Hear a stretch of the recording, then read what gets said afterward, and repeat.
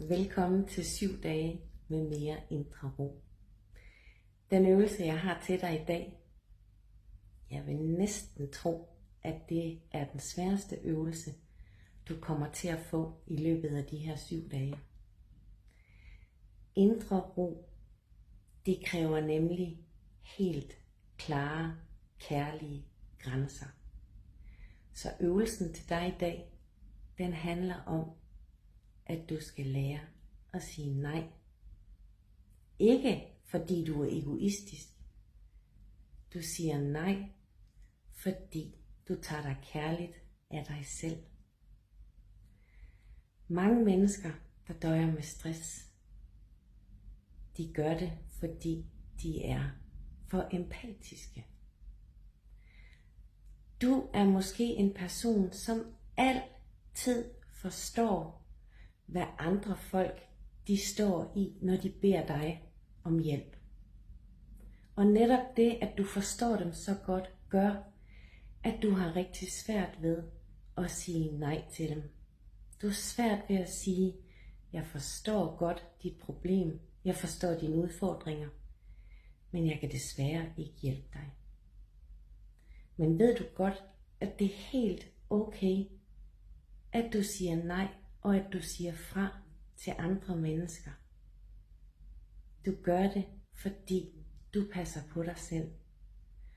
Og er du stresset, og er du kørt helt i bund, så har du brug for, at du tager dig kærligt af dig selv først og fremmest. Ved at du sætter dig selv først, jeg kalder det at være en sund egoist, jamen så gør det også sådan, at du får større overskud.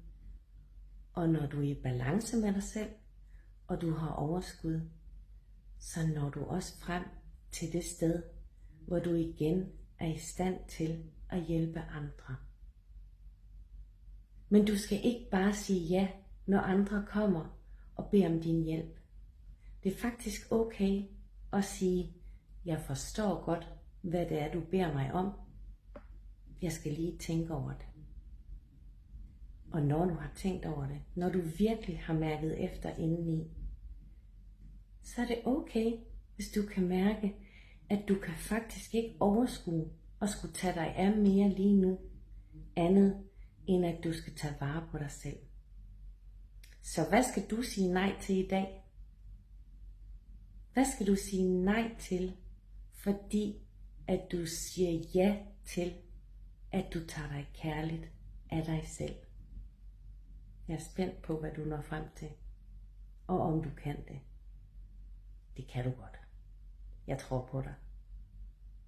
Så sig nej i dag, fordi du siger ja til dig selv. Tak fordi du så med. Vi ses i den næste video, og indtil da, pas godt på dig selv.